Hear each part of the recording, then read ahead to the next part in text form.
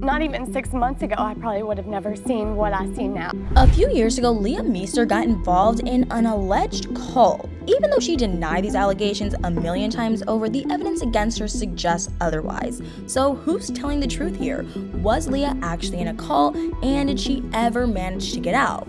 Without wasting any time, let's dive straight into it. In 2019, a rumor about Leah joining a cult started circulating online. At first, it seemed too crazy to be true, but when Leah started posting more and more about her alleged cult, it became obvious to everyone that this could be the real deal. Leah had become part of an organization known as Mastery in Transformational Training, aka MITT. Based on the information provided on the website, this organization hosts dynamic workshops that are, and I quote, caring, inspirational, and educational for generating breakthroughs in the most crucial aspect of your life. The supposed goal of their programs is for people to be more effective in their lives and personal relationships, and come out as responsible and creative world citizens. This organization was founded by a woman called Margot Majadi, who is apparently a recognized leader in the field of transformational training. Margot was introduced to this in 1980, and in a few short years, she bought the rights to the organization and has been running it ever since. It's not clear how Leah discovered MIT, but she's been very open about her involvement with them. It all started in August 2019 when she first indicated her interest in joining them. At first, it seemed like it was all just talk, but eventually she actually joined. And then she started recruiting other people too. Already that sounds very suspicious, but it gets worse. Leah would host lives online talking about MIT and how amazing it is. And then she would ask any of her followers who were interested to reach out to her so she could walk them through the process of becoming part of it.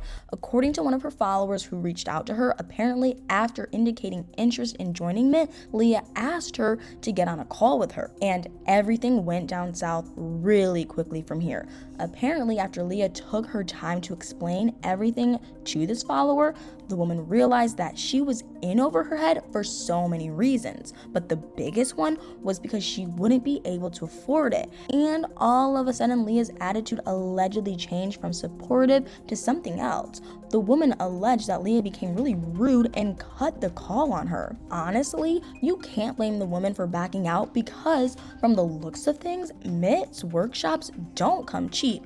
According to In Touch Weekly in 2019, their 5-day course was supposed to cost about $495. However, a 2011 piece that was written by the Sundial about them quoted even more outrageous prices. There was a workshop for $695, an advanced one for $995, and then a final program that cost $1,295. Obviously, these prices are outrageous, but there's more. Allegedly, they're also not really worth it at all. Based on several online reviews, MIT is more of a cult than a transformational institution. Certain rules are too crazy to follow, like being told when to go to the bathroom, speak, and eat. Some of these are essential body functions that can't be controlled in any way, but for some reason they want you to control them. The more you look at it, the crazier it all gets. One person who wrote a review simply said that you should run if you ever come across MIT. But with all of this information out there, why did Leah decide to join MIT and even try to recruit more people? The only thing that makes sense is that she got manipulated into it. Cults can do that to a person, and it seems like this is the right answer, because why else would Leah's friend and co-star Caitlyn actively speak out against it? Allegedly, all the organization does is prey on weak people and manipulate them, and it seems like they caught Leah at a bad time in her life. Unfortunately, Caitlyn's efforts to get Leah out didn't work as well as she hoped, because Leah stuck around MIT and even graduated from their program, according to her coach Braxton Mudson. Because of how persuasive Caitlyn got in her bid to try and get Leah out of MIT, somewhere along the line, their friendship supposedly took a huge hit. But get this, not too long ago, Caitlyn appeared on a podcast and denied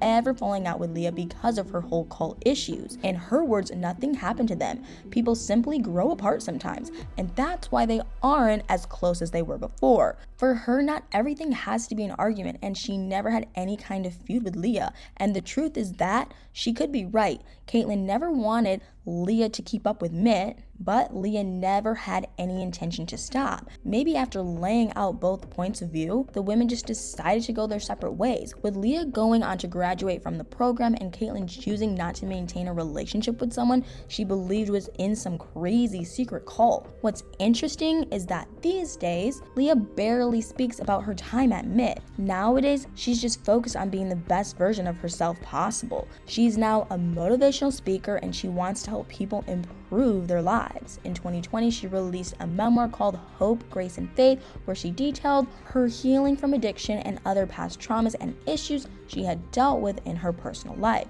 As it stands now, Leah looks happy, so I guess it all worked out well for her in the end. But this whole thing is still really crazy, and it's wild that people don't talk about it more often.